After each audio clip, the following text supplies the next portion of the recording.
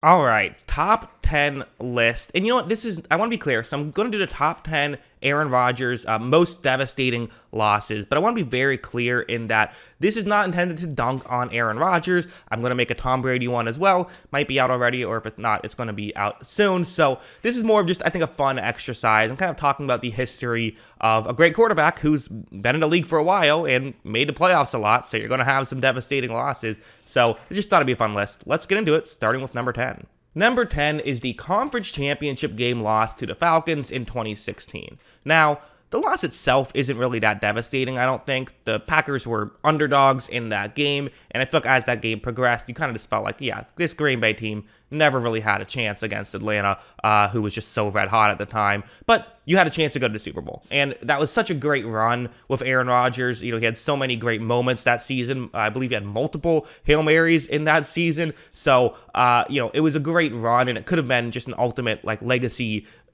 season for him had they been able to win the Super Bowl, but they were just outmatched, so that's why it's just at number 10. The loss itself wasn't really that deflating. And number 9, the Conference Championship game loss to the 49ers in 2019. Now, it's a little bit further removed from the Super Bowl win, and he's kind of made it to Conference Championship games now at this point a little bit more, so I think there's, a little bit more pressure on him, but again, the team was outmatched. Like, the game itself was not a devastating loss. You watched that game and said, yeah, this 49ers team is better than the Packers team. But still, it was one of those things where Rodgers didn't play his best in this game, but even if he did, I don't think it would have mattered because, the Packers couldn't stop the run for the life of them in that one. And there was just, that 49ers defense was so good that it was just going to be tough for Rodgers to win. So similar to number 10, tough loss because you had a chance to go to the Super Bowl, but that's the main reason. Number 8, the only game on this list that is a regular season game, when he lost to Josh Rosen's Arizona Cardinals. This was devastating not just for him, but for the Packers, and it was the end of, it was the end of an era. I mean, Mike McCarthy got fired that day. He didn't even get the next morning to get fired. They fired him immediately after this game. And, maybe to some degree, this loss ended up being a good thing because it allowed you to get LaFleur, who's been awesome. But, it was certainly at the time a devastating blow and kind of just made you think, man, how do you lose to the worst team in football and one of the worst offenses ever? And Rodgers was not good in this game as well.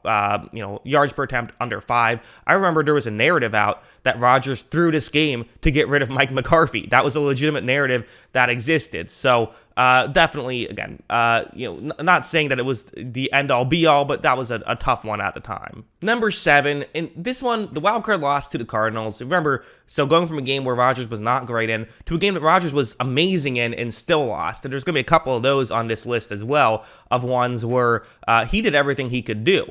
This was the shootout in the desert with Kurt Warner and Aaron Rodgers, both at the height of their powers. This is, the year before they won the Super Bowl, so that certainly takes the sting out of it. And also, they were starting to build, but this was the first year that we really felt like Aaron Rodgers could be a true contender. Also, fun fact, this was the first year I went to a football game in person. I saw the Buccaneers actually beat the Packers that year, even though they won 3 games, so that was kind of fun. But that was a creamsicle game. Anyways, enough about that. I also think the overtime loss itself, especially tough because, Rodgers had to fumble for the touchdown, which, it happens, and you can't blame Rodgers for that game, but still, definitely a tough one because it would have been awesome and another great thing for his legacy had they found a way to win it. Number 6 is the divisional loss to the 49ers, and part of why I have this one as high as I do is because 2012 was not the most dominant year. If you remember, this is the year that Joe Flacco's Ravens won the Super Bowl against this 49ers team, so there wasn't really a great team that year, and I feel like if the Packers win this game, they're probably the favorites then to go on to win the Super Bowl. If you remember, this is the famous Colin Kaepernick game. This is the year that Colin Kaepernick had 181 rushing yards in that game, which was just, electric. He was dynamic in that one. And Rodgers didn't play bad, but Kaepernick outplayed him because Kaepernick had the game of his life. And it was just kind of one of those unfortunate situations that it happened to be against the Packers where he was fantastic. So sometimes you run into a hot quarterback and that's, the end of the season for you. And that's really what happened with that one. Number 5. So, again, a lot of these ones aren't his fault whatsoever. A lot of the most devastating losses aren't really his fault. They're just things he happened to be there for.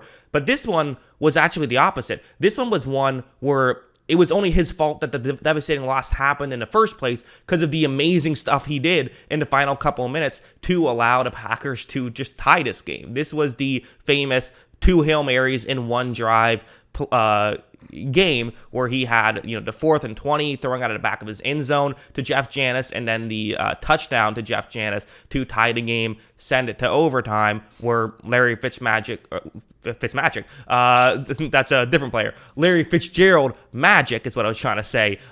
He's, that took over in overtime. He had that play where he ran for, seemingly juked out every single Packer, got near the end zone, and then, scored a touchdown on, I believe it was the next play or 2 plays later. So because of that, just, it was an incredible comeback by Green Bay, but then the fact that they lost is just like, man, that could have been, the best comeback in the history of the NFL, and it just wasn't because they didn't end up winning. Probably should have gone for 2 there. I've always felt that way. Let Aaron Rodgers decide if they win or lose. Go for 2. Even Bruce Arians thought that, who was the head coach of the Cardinals at the time, felt like they should have gone for 2. But it would have been fun. Number 4, the divisional loss to the Giants, which this one was absolutely a devastating loss, where the Packers, coming off a Super Bowl victory in 2010, and then were just way better in 2011. And part of why 2010, their record wasn't as good, was due to injuries, but I think they still were better in the next year. I mean, they were 15-1 heading into that postseason. This was a team that looked like they were about to start a dynasty, and then they lose in the divisional round in their first playoff game to the New York Giants, who would go on to win the Super Bowl that year. But at the time, we're feeling like, man, you're losing to the lowly 7-9 or not 7-9, 9-7 Giants. Like, how do you let this happen? There was obviously the famous Hail Mary that went against Rodgers at the end of the half in that one.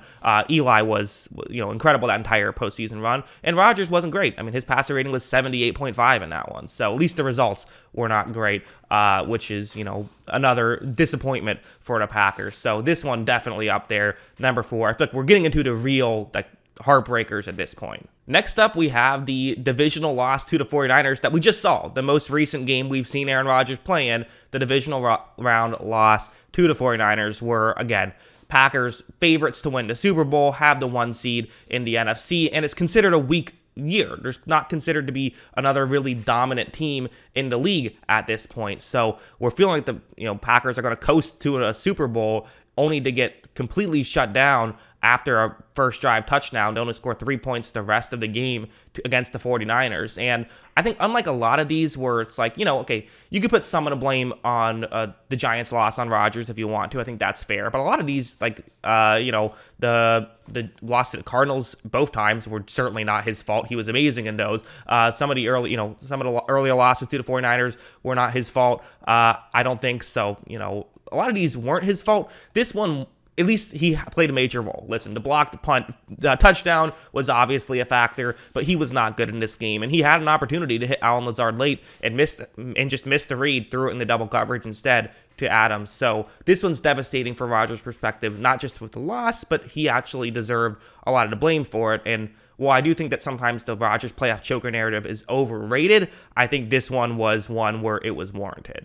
Number 2, a conference championship game lost to the Buccaneers. And this was devastating because the game itself was so devastating because it was so close. They had such an opportunity where they were down 8, but had the ball inside the 10-yard line trying to get the ball in and just could not finish off that drive. LaFleur elects for a field goal. Many people felt like he shouldn't have. I feel like he shouldn't have, but he did. That was absolutely a devastating loss, and it was against Tom Brady, who that's the guy that Rodgers has always been compared to. That's the guy that's quote unquote, that in Rodgers is in Brady's shadow, so to speak. Well, losing to him were in his first year in the NFC to allow Brady to now win as many Super Bowls as Rodgers has won in the NFC alone.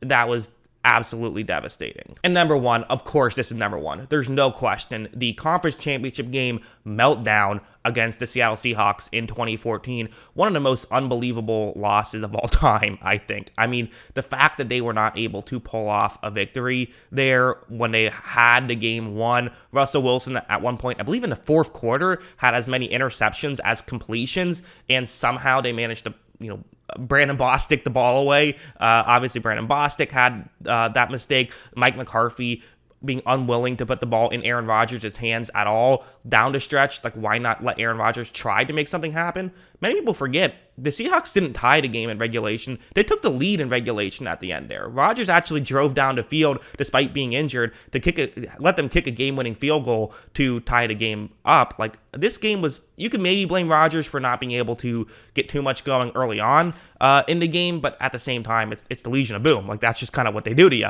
So I don't put this game on Rodgers whatsoever. I put this game on literally every other Green Bay Packer, I feel like, because so many made mistakes. Clinton Dix sliding when there's still 5 minutes left, when he, after an interception, just so many just bafflingly dumb things that went against them. Like John Ryan, the punter, threw a touchdown in that game. So much went against them and it was just a complete meltdown. And that's one where they would have had a chance to play Tom Brady's Patriots in the Super Bowl had they held on, which would have been exciting. Just wasn't meant to be. But yeah, that's my list for the top 10. What game did I not put on here that you think I should have? Let me know what you think of these games and this list. Always love hearing from you. And of course, as always, thanks for watching.